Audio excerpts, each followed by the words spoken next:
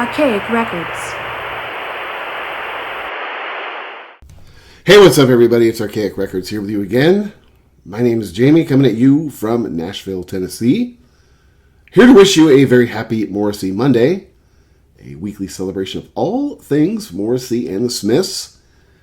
And for this week's episode, we're going to go back to 1992 as Morrissey and the boys are traveling across the United States on the North American leg of their Your Arsenal tour. October 1st of that year, the band found themselves in Colorado as they prepare to rock Boulder. Whew. Normally you have to pay for this kind of entertainment, friends. That night, the band would perform at the C-U Fieldhouse on the campus of the University of Colorado at Boulder. The show would be recorded for FM broadcast and eventually released under the name Poetry Hour, the Colorado broadcast, 1992. Now, I've mentioned this whenever I talk about any of the Morrissey live releases, whether it is home video, record, CD. To me, I love all of these releases because, these are historical documents. These are archive pieces, especially going back and looking at something like 1992, at least for me, because my Morrissey fandom was not born until the spring of 1994. So although in 1992, of course, I knew who Morrissey and the Smiths were, I wasn't necessarily a fan yet at that point in time. Arriving so late to the Morrissey party is something that I've always sort of regretted looking back on. I guess there's really not much you can do about it at this point in time. But at least for me, and maybe people like me who came to the party a little bit later than some of you, at least we have these recordings, these home videos that you can go back and watch or listen to, that can show you what a Morrissey show back in 1992 would have looked and sounded like. And I've said this before, as sad as it sounds, if I did have a musical time machine, going back and seeing the Your Arsenal tour for Morrissey would definitely be probably in my top 5 events I'd want to see. I've always said that my number one dream event to go back and see in terms of Morrissey's career, at least his solo career, would have to be going back and seeing the Wolverhampton show in 1988. But that being said, this record from October 1st, 1992 is an absolutely incredible recording. Of course, this record was recorded for FM broadcast, so the quality of the recording is absolutely impeccable. The band's performance on this record is incredible. Morrissey is really in top form on this record. He seems to be in good spirits.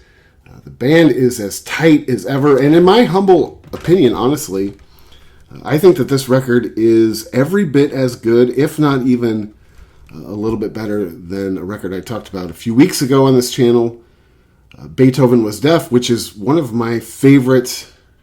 Like I've said before, I guess they're sort of all my favorite, but this is definitely one of my favorite official live records.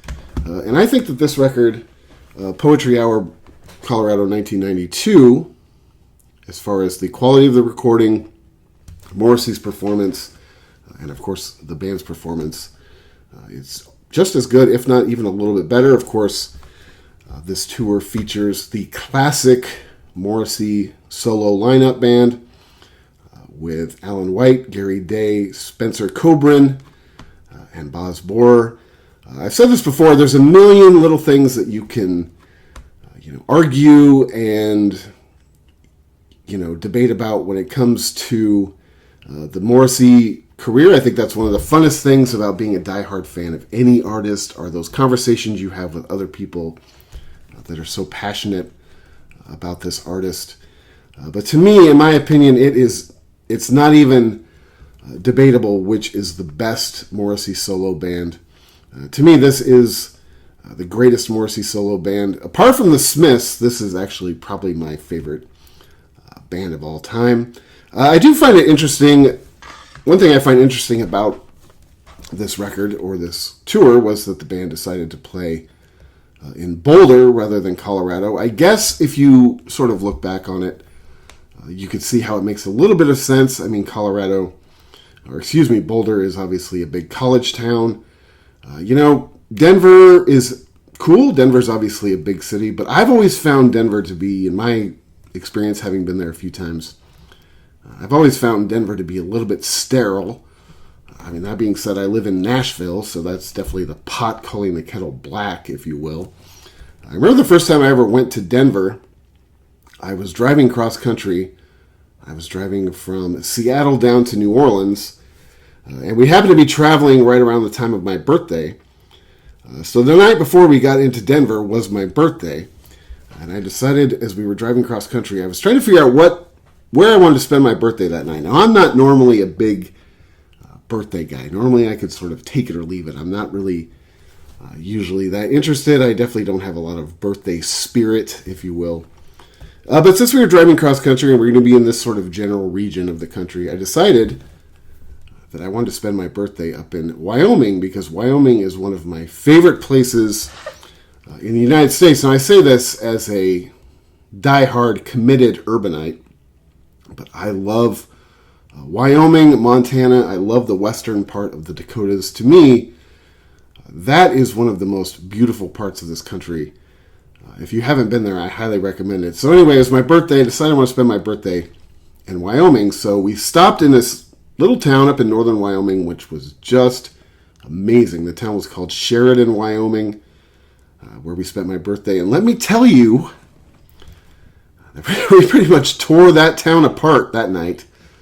That was probably one of my favorite birthdays I've ever had. Like I said, I'm usually not the celebration type, but that birthday it goes down in history as probably being one of my favorite birthdays ever. We drank that town dry, I don't have to tell you. But I remember waking up the next day. We had to kind of get back on the road at a certain point. I woke up kind of holding my head, and we're trying to figure out how far do we want to drive today. We have to at least put some miles behind us. And as we were driving from Seattle, we went out to Montana, then we went south into Wyoming, into Denver, and then from there we went down into Oklahoma and Texas. I was like, all right, well, I don't want to drive all day. I'll tell you that right now, because I'm just dying here. So let's make it to Denver. We'll go to Denver. We'll stay somewhere downtown. We'll maybe go out and have dinner and check out the city a little bit. So that was agreed upon, that we would drive down to Denver. I think it was about 6 or 7 hour drive. It wasn't like an all-day haul. So we leave Sheridan and we drive down to Colorado. Now, before we left Wyoming, we called some hotel downtown, a nice hotel. It wasn't, we weren't planning on staying, all bougie, but we were going to stay downtown. We wanted to be in the city. So we make reservations and we head down to Denver. We pull into Denver. We get into downtown. We find our hotel reasonably easy. We go in, to check in, and it turns out that they had given our room to somebody else. Now, they had our reservation, they had our confirmation code, but somehow, some sort of clerical mistake, they gave our room to somebody else.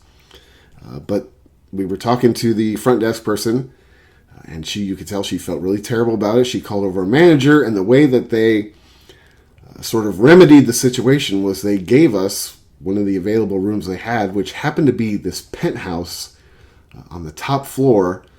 And this thing was, to say it was nicer than any place I've ever stayed isn't saying a lot. But this hotel room was something that I would imagine somebody like Elvis or probably Morrissey would stay in. The thing was amazing. Had a view of the whole city. We had a hot tub in our room. Needless to say, when we left Wyoming, we were planning on kind of going out and checking out the city. But between the way we were feeling from the night before and this just incredible, like Sinatra-esque room that we had, we pretty much stayed in and ate overly priced room service, which they also comped us. So that was my first experience traveling to Denver, which I have to say was pretty snug. Anyway, let's get into this record just a little bit. I do love the album artwork that they put into this. I love that picture of Morrissey looking very 1992 rockabilly era.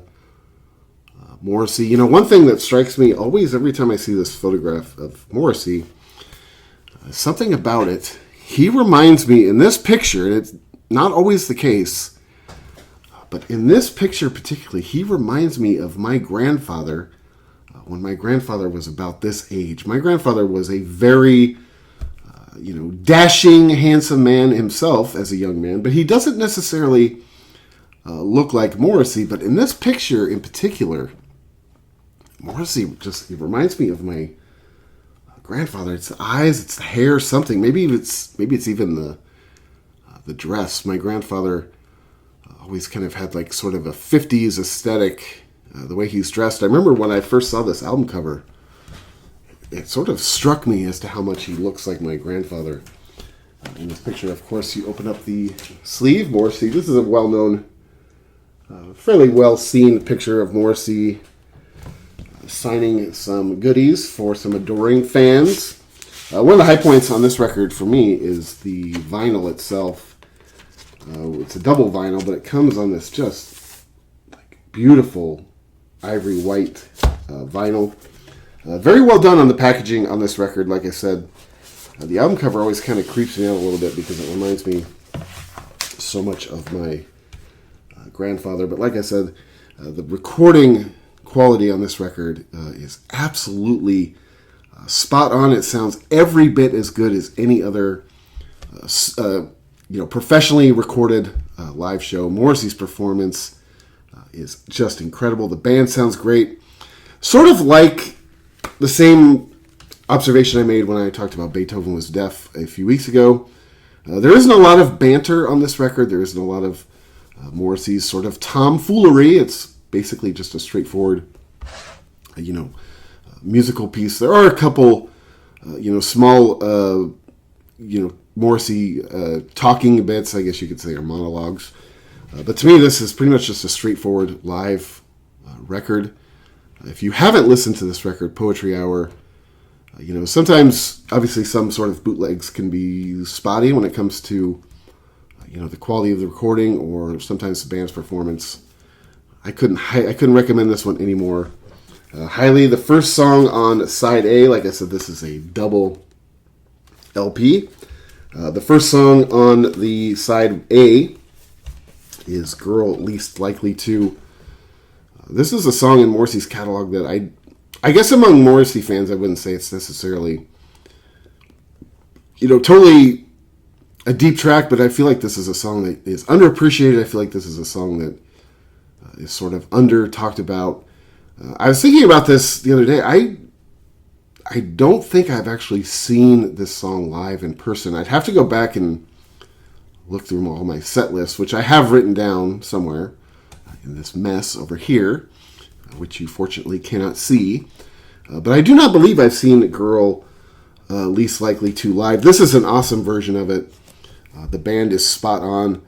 Another observation I would make about this record, and of course, I made the same observation about Beethoven Was Deaf. Of course, Beethoven Was Deaf was recorded just basically 2.5 months after this record was recorded. Beethoven Was Deaf, of course, was recorded in Paris, but the band is spot on. I mean, this song sounds pretty much exactly like the recorded version.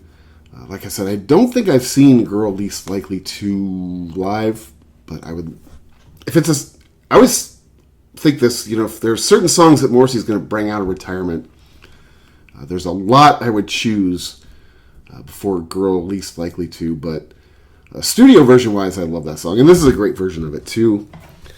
At the very end of this particular version of the song, Morrissey says, he talks a little bit at the end of the song, he says, thank you, and he says it a few times, and you can hear that he's sort of trying to think of something else to say after he says thank you, but he just kind of like lets it hang out there. And then the band goes into the next song, which is November Spawned a Monster. I think I've said this before. This was probably in the very early days of my Morrissey fandom. This was probably my first, favorite Morrissey song back when I was in my Morrissey infancy, if you will. This is a song I still love. This is a song I love seeing live. The only grievance I've ever really had with November Spawn a Monster is the video, which I've said before is probably my least favorite Morrissey video. I did rank the Morrissey videos on this channel a while back. I don't always remember what I say on these channels because I write all this stuff down. My brain, as I'm sure you can tell by watching me, my brain isn't always functioning.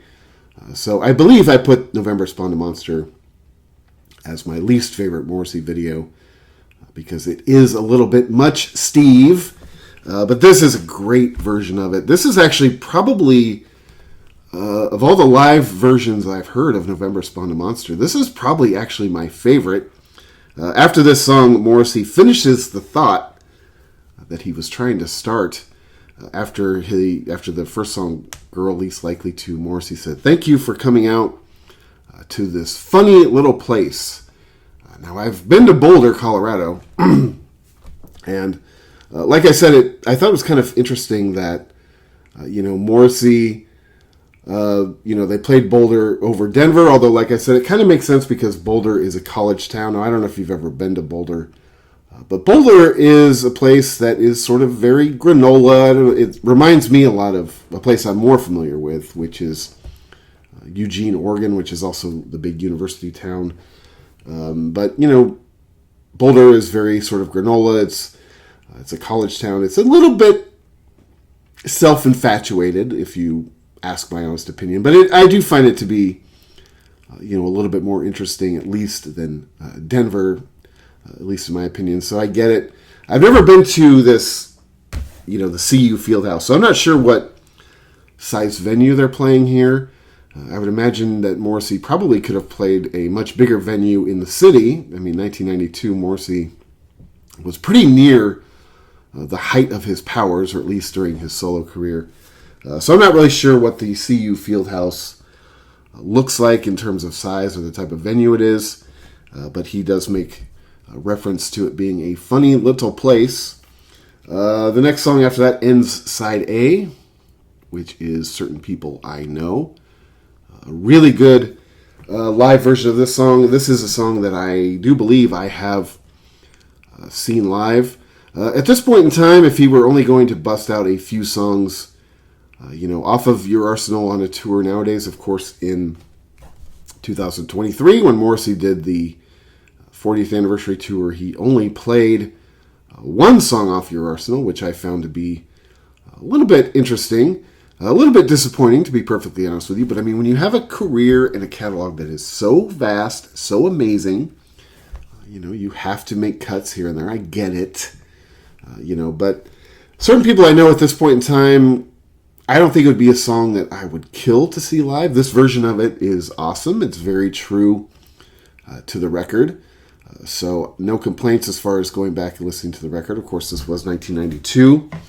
The next song after that starts side B, which is Sister, I'm a Poet. This is sort of an interesting version of this song. It's a little bit sloppy, honestly. I mentioned before I thought that most of the performances on this record were very spot on to the studio version, and of course this band just absolutely destroys it. This song is a little bit sloppy. It's also kind of abbreviated. It's a little bit up-tempo. I don't know if this is a song that they were necessarily not really feeling that night. One of the sloppier performances on this record, probably the second sloppiest. Not bad. I enjoy it. That's one thing I love about going back and listening to live records, and watching live performances. I love the little imperfections that happen during a show. I love that. I geek out on it. If you want to hear perfection, you can always go back and listen to the studio versions. I love live recordings for that reason. I've always said this: a band or an artist is only as good as they are live, and in that, as far as that, if that's the case, Morrissey is covered, because when Morrissey is on and he's on his game and he's at his best, I believe that Morrissey is one of the greatest live performers of all time. This record is evidence of that, in my opinion. So the version of Sister, I'm a Poet is is interesting. It's a little bit sloppy. I love the song Sister, I'm a Poet. I do believe that is a song I have seen live. That is a song that I would love to see again, Steve. The second song on side B is Such a Little Thing. It's funny, this is an interesting version of this song because to me, there's a few certain sections of this particular performance that almost sound like Jamaican ska. Now, I don't know if it's intentional, and we all know that Morrissey has no tremendous love for Jamaican music, especially reggae. That's one thing that he and I don't happen to agree on. I am a huge Jamaican music geek. But for some reason, Morrissey has very little use for reggae music. He has said so in many interviews. That is something that I just personally can't possibly understand. But I do love this version of this song. What's cool about this particular version is after they finish Such a Little Thing, they go into a cover. They do a version of Suede's My Insatiable One, and man, they destroy that song. I love that song. I love Suede for one thing, but My Insatiable One is easily one of my favorite Suede songs, and to hear Morrissey sing that song as sort of like part of a medley with Such a Little Thing is just awesome. To me, it's one of the high points of this record, and I remember the first time I listened to it, it totally surprised me because it's not on the track listing on the back. And I remember thinking to myself, the first time I heard it, I was like, I know this song. Like, what song is this? This is like a contemporary song too. And after kind of like going through my, Rolodex for a while, it hit me. I was like, holy shit, that's a Suede song. That's one of my favorite Suede songs. That's awesome. To me, it's one of the high points on this record. After that, Morrissey and the band go into Tomorrow. Tomorrow is the only song on Your Arsenal, which is not on Beethoven Was Deaf. Makes this record. Tomorrow is one of my favorite songs off of Your Arsenal, hands down. This is a song that I always love seeing live when I have. I love the video. This particular performance of Tomorrow is just the jugs. Perhaps it's because it isn't on all of Morrissey's live recordings, but I love this song. Like I said, apart from Seasick Yet Still Docked, this might be one of my favorite songs off of Your Arsenal. After that, the band goes into We'll Let You Know. Another song that I mentioned this when I did the Beethoven Was Deaf record a couple weeks ago. I don't know that I've seen We'll Let You Know live. This particular version of it is killer. I mean, Morrissey just like has fangs during this particular performance. It's much better than the one that was on Beethoven Was Deaf. Again, I don't know that I've seen this song live. I feel like I haven't. But again, if you're going back to Your Arsenal and you're handpicking just a few songs for him to bring out of retirement, I mean, that record is so good that it's hard to say that this is one of the ones that I would necessarily pick, but this particular version of it is just insane. Morrissey's just almost like angry on this song, on this version of the song. You can like feel his teeth on this one. Side 3 begins with Suede Head. I think I mentioned this before, probably the only song that I've seen every time I've seen Morrissey live, or at least I'm pretty sure this is a really good version of this song. By 1992, I don't think that Morrissey was necessarily as burnt out on this song as he appears to be.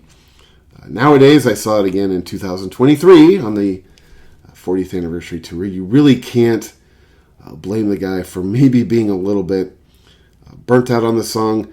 Not to say when he plays it live now he necessarily goes through the motions. I don't think Morrissey ever really goes through the motions, at least the times I've seen him. I mean, I've seen shows where he seemed to be less interested than others. But, I mentioned this before. Every time I think of this song, Suede Head, I just think of sort of what I do for a living. I work with the public. I have to make small talk with people all day, every day in my career. So, I find myself, because, when you meet somebody new or you have a professional relationship with somebody, you try to keep it on a somewhat superficial level. So you feel yourself telling the same sort of, skin level stories about your life. You don't tell them your deepest, darkest, if you know what I mean. So I hear myself telling the same stories to people over and over and over again because I meet new people every single day. And to me, that's what it must be like, to have to sing a song that was written back in 1987, in 2024, and try to sell it as if it's new and fresh to you. I was actually out with some co-workers for a little while last night, and we were sort of joking with that because we all work together. We've all heard each other's stories a million times, and we were sort of sitting around asking, like, okay, what do we talk about? Because we all know each other fairly intimately because we have to listen to each other all day, every day. One thing that I've always been curious about Suede Head too is, how did this become, as far as Morrissey's solo career, I wonder how this became basically his biggest song. Not that I dislike it. I like it. As cynical as sometimes I'd like to be, this is still a song I like. I know for some Morrissey fans who are more hardened than I am, this is a song that is an arm folder, but I do like Suede Head. Whenever I see it live, it gets me jumping. In Memphis in 2023, when Morrissey played the Elvis Presley soundstage, the first song he came out with was a very deep, down-tempo Elvis cover. And, Morrissey fans, he's done that song before, so some of the more diehard Morrissey fans knew what the song was. But I noticed some of the more casual people around me appeared to be somewhat confused by that song choice. And I think wisely, Morrissey played Suede Head second, because after the sort of pseudo-lukewarm reception to You'll Be There, the Elvis song, he jumped into Suede Head, and I got everybody interested at least. But I've always been curious as to why this is Morrissey's most popular, or at least one of his most popular solo songs. If it was the timing of it coming out, if it was the video, if it's the song itself. I do like it. This is a good version of it. Like I said, I don't feel like Morrissey at this point in time is necessarily like burnt out on it, like he sometimes appears to be nowadays. The second song on side C is He Knows I'd Love to See Him. This is a beautiful version of this song. Morrissey's voice is just impeccable. The performance of the band is awesome. It sounds pretty much exactly like the studio version. Of course, anything off Bone and Drag gives me a little bit of chubbage. I'm not going to lie to you. The third song on side C is You're the One for Me, Fatty. Now, I was recently accused by somebody as to being that guy when I talk about the song You Were the One for Me, Fatty. It's possible that I am behaving like that guy. To me, this song just isn't the most snug. To me, I've always said this is my least favorite song off Your Arsenal. To me, this is the solo equivalent to Girlfriend in a Coma, a song I don't hate at all, but a song that I feel is just overplayed. It's a song I've heard way too many times, a song I really wish that Morrissey would retire from the live set list. I don't say that very often when it comes to Morrissey's catalog. I'm not really in favor of him, retiring anything except for Girlfriend in Coma. I do love the video for You're the One for Me, Fatty. I've said that before. One of my favorite scenes in any music video ever is when the guy shows up at the girl's door. He's all dressed up. He's got flowers. And the girl opens up the door and she's doing demolition work on a big old bag of potato chips. That's a joke I don't think you could get away with nowadays, but to me it's always funny. It sort of shows some of the sense of humor in the song, at least. This is a good version of it. Like I said, when this song comes on in my car, or, it's usually skippage. It's really the only song off Your Arsenal for me that is. The last song on side C is a song that is never skippage. Probably my favorite song off Your Arsenal, and that is Seasick Yet Still Docked. This is a song I have seen live before, and man, I am willing to give up my right plum if Morrissey someday brings this song out of retirement. I'd love to hear it live in person just one more time, Steve. To me, this song is pretty much perfection. I told a story one time on this channel about this girl that I was going to college with and how I was totally obsessed with her, fell madly in love with her, and all that. And I used to go home after a school, and her and I had classes together, and I would drive myself home from school every day, and I would overanalyze every conversation that her and I had. I'd feel so stupid for saying that. Why did I say that? Or what'd she mean when she said that? Was that like innuendo? Anyway, I was totally obsessed with her. It never went anywhere. She ended up dating some other guy. Eventually, it was like a year and a half into our friendship. I couldn't handle it. I got all tweaked out about it. Actually, sort of ended our friendship over it, which was stupid looking back on it. One of my friends even had to sort of talk me down. But I remember I used to go home when I was really obsessed with that girl, and I would listen to this song on repeat for like hours and hours, and I would just pine for her, and I'd feel sorry for myself, and I'd be beating myself up over things I said that I thought were really stupid. And, you know, this song, if you are somebody who, if you're feeling depressed, let me put it this way, if you're feeling depressed and you like it and you want to kind of see how far you can take it, I would recommend sitting around in a dark room and listening to this song on repeat. I mean, you'll be transported out of yourself. It's almost like a depression vision quest. I highly recommend it. It took me to places that I actually sort of made myself uncomfortable a few times. I'm not going to lie to you. Anyway, this is such a great version of this song. Like I said, please bring this song out of retirement for me one last time at least before you decide to retire. The first song on the last side, D, is a song I know I've never seen live. Man, I love this song. It is Alsatian Cousin. This is another one. Man, I would give up almost anything to see this song live. To me, this is, again, a question. Is this a deep track? I know it's off of Viva Hate. Does it qualify as being a deep track?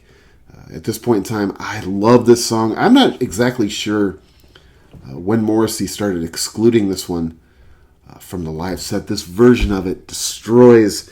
He's just like venomous during this performance. He's angry. You can feel it. The version of this song is just so tight to the recorded version of it. Please, this is another song I'm begging to hear. Alsatian Cousin at some point in time live. The next song after that is We Hate It When Our Friends Become Successful. I mentioned this before. This was the only song off of Your Arsenal that he played on this last 40th anniversary tour in 2023. I thought it was sort of a queer choice to be the only song off this record. And the first night in Memphis, this was the encore.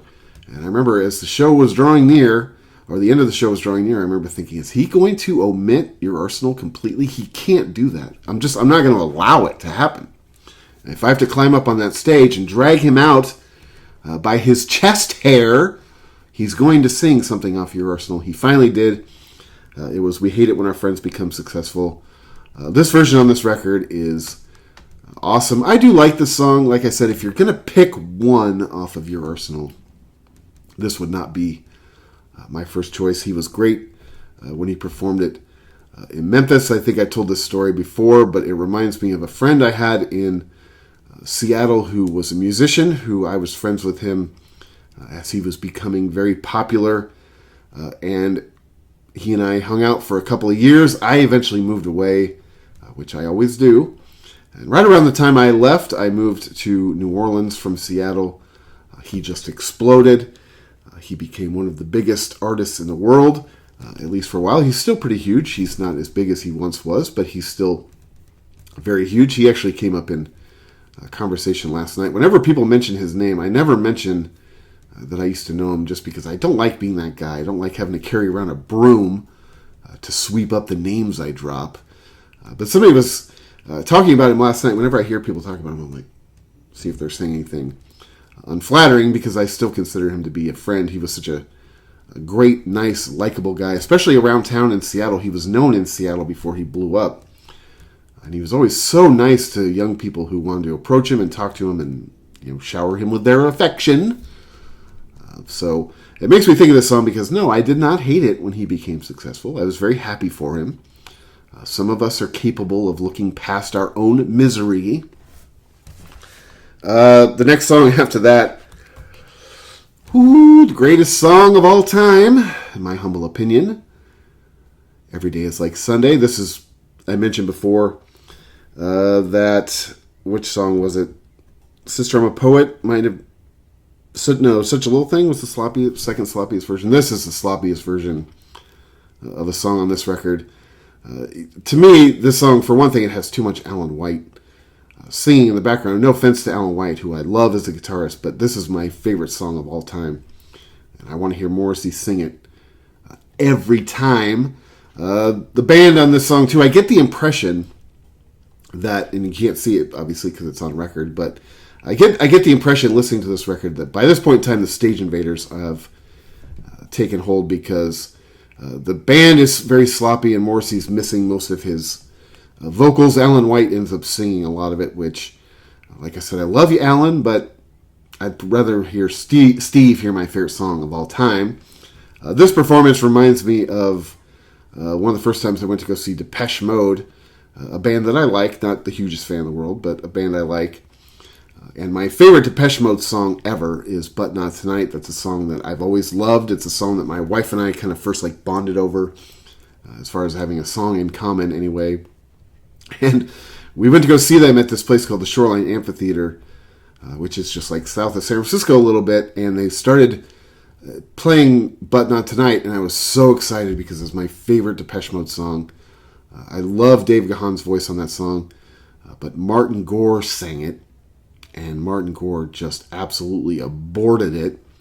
I love Martin Gore. I know he's a great songwriter. He's a great performer. But man, that guy cannot sing.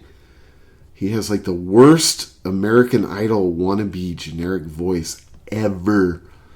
He totally ruined my favorite Depeche Mode song. Thanks a lot, Marty. That's what this reminds me of. Every Day is Like Sunday. I love you, Alan. I do. I love you, man. My second favorite guitar player of all time, behind only Johnny Marr. But you shouldn't sing on top of Steve. You just shouldn't, in my opinion. This record ends with another great song off Your Arsenal. Another song I love seeing live. Another song I would love to see live again. National Front Disco. Great performance of this song. I think I may have mentioned this a couple weeks ago, but speaking of the National Front, I remember when this record came out, or not when it came out, when I first bought this record in 1994, I had no idea what the National Front was. I had no idea what I was referring to. I was 18 years old. I was not very worldly, not that I am now, but I was less back then, I can assure you. And I had no idea what the National Front was. I had no idea what the song was really about. I love the song, still do. It's one of my favorite songs off Your Arsenal, but it reminds me of a couple weeks ago here in Nashville. We had ourselves a little bit of an old Nazi rally downtown. I may have mentioned this before. It was a couple Saturdays ago. My wife came home from work on Saturday a couple weeks ago. And she's like, "Did you see what happened downtown?" And I guess it's just the age we live in now, but I assumed that it was some sort of mass shooting, sadly. But it turned out that there was a good old-fashioned Nazi rally in downtown Nashville. Now, I'm of the opinion that the word Nazi in today's culture gets overused. I think it's watered down when people say, Trump's worse than Hitler. One, because it's just factually inaccurate, and two, because I think it waters down the language. It really annoys me. But we had a rally downtown Nashville a couple weeks ago. These guys were around carrying the swastikas, the flags, the whole bit. They had on the little paramilitary uniform. And I got to tell you, I've never seen a bigger group of doughy nerds in my life. I think this is what happens when you spend way too much time playing Call of Duty and reading Mein Kampf. I always love how these guys too, they always talk about how they, if you read anything or study anything about these like white separatist groups, they always talk about how they're training for combat, guerrilla warfare. Most of these guys look like they'd have cardiac arrest if they walked up a flight of stairs. I don't think most of these guys had been out of their mom's basements since Clinton was in office. And it always makes me think, white people, especially white men, let's just be honest here, white men, we're always really good at embarrassing ourselves. If you go back and study history at all, if you're a white man, you have to have, sort of like thick, academic skin to go back and study history as a white man. But hopefully you realize, if you go back and study, you realize, we've done a lot of terrible things, but you don't have to perpetuate that. You can live your life as a good person. But some of these guys, especially these angry white guys down here in the South in particular, I'm not trying to paint with too broad of a brush, but down here in the South in particular, you get some of these angry white guys who, I could be more embarrassing than that. Trust me. I'm going to take this group of goons and walk through downtown Nashville with a bunch of swastikas. Anyway, that's what the song National Front Disco reminded me of. At least this past week, my wife told me about this little rally, and that was the first thing that popped in my head was National Front Disco. I guess I'm too much of a Morrissey fan after all. Anyway, if you haven't gone back and listened to this record, Poetry Hour, the Colorado broadcast 1992. Recently, I definitely recommend it. Morrissey's looking pretty snug. I like his belt buckle, too. I'm not sure where he got that. I'm sort of a big belt buckle fan for some reason. I'm not even a cowboy by any stretch of the imagination. But if you haven't listened to that record in a long time or at all, I highly recommend it, especially if you're a fan of Morrissey's record Beethoven Was Deaf, which I talked about a few weeks ago.